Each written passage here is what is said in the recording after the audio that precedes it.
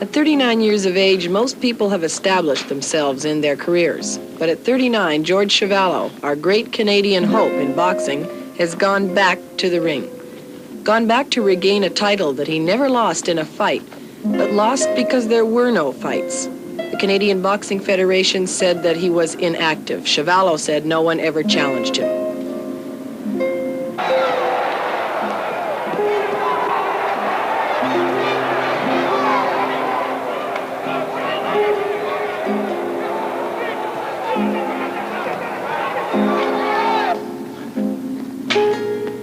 Chuvalo is running and punching and puffing and getting ready to stick out that scarred and puffy face that has been punched by the most celebrated fists in boxing, sticking it out to be punched once again.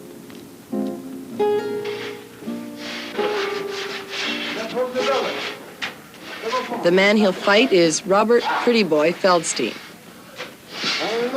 At 33 years of age, he is no young hotshot contender. But nevertheless, for $5,000, he'll try to do what no man in 97 professional fights has been able to do. He will try to knock out George Chuvalo. Nobody's ever knocked Chuvalo down, but if there's a possibility, I'll try. I'll be throwing the hardest punch I've ever thrown in my life in this fight. I said many years ago, you just put your right hand in your pocket and just use your left jab with George because he's a sucker for a left jab. But you're talking about a boxing. You can't fight with George. You'll have to box him to beat him. Chuvalo's motives in going for this fight are not clear.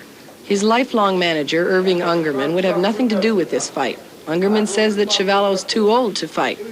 Chuvalo points out, bitterly, that Ungerman would certainly have stuck around for a bout with a big-name contender, like in the old days. I'm going back into the ring at the age of 39 because I have a vendetta against the Canadian Boxing Federation. I feel I've been abused by the Canadian Boxing Federation because they've never really stood up on my behalf internationally, especially with the British Boxing Board.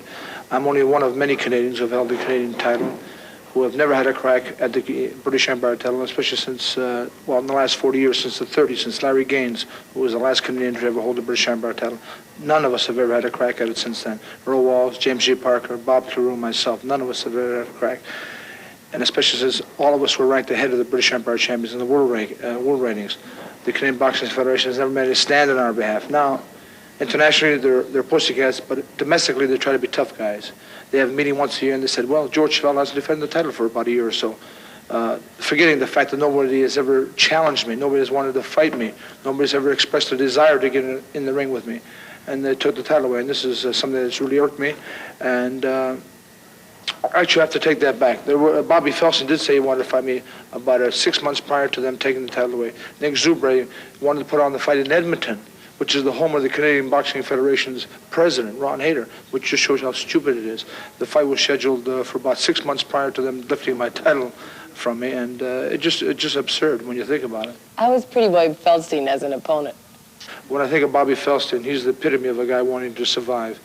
That's all he can think of in terms of this fight, is trying to go 12 rounds and perhaps steal a decision some which way. But his only hope is to get out of there quick and get knocked out very cleanly and get out. Because otherwise, if he sticks around for a while, he's going to get hurt badly, I feel. I'm just going to annihilate him. He's the kind of guy I love to fight. He's the right height.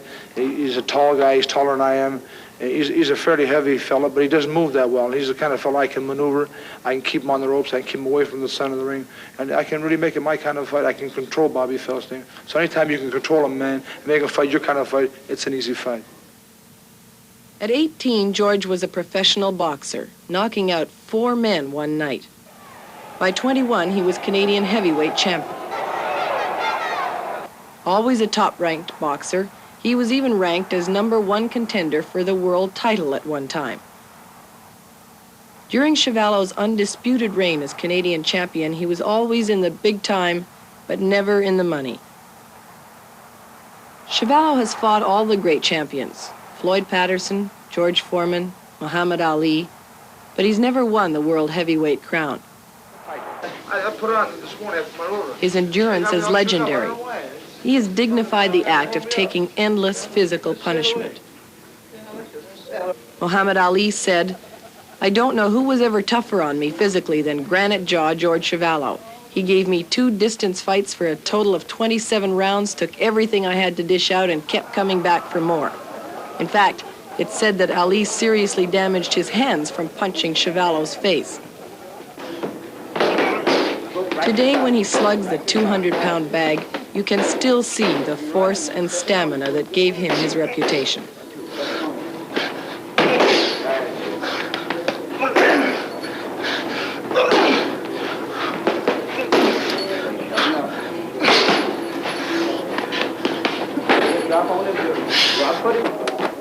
When you watch him skip rope, you see the lightness of a dancer, not the plodding of a punched-out bum.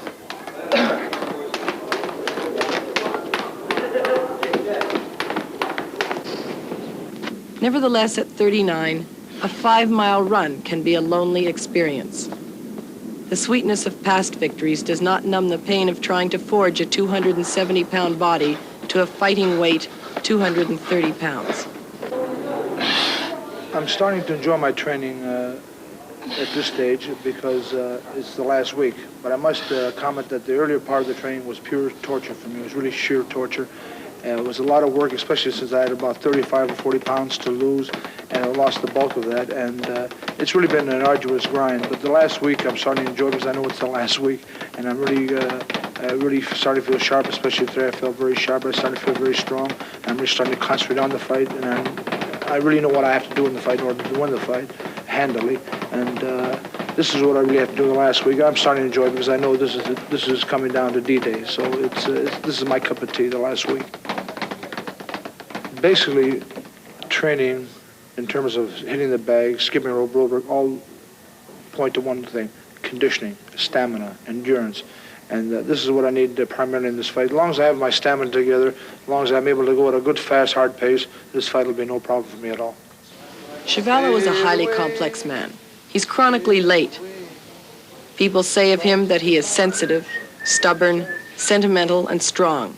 He's gentle, clever, and soft-spoken.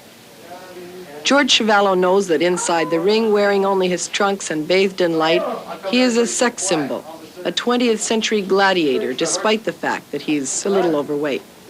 Clearly, he is an individual who cannot bear the manipulation of his destiny, particularly by people like Ron Hayter of the Canadian Boxing Federation, who wiped out his title with a bureaucratic strike of his pen.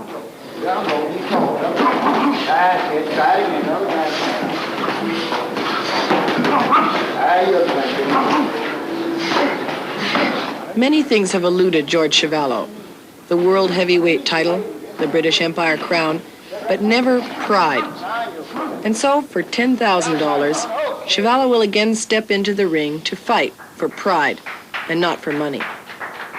And like Rocky from the motion picture, George Chuvalo doesn't want to be the world heavyweight champ necessarily. He just wants to be a contender. In George's terms, that means Canadian champ.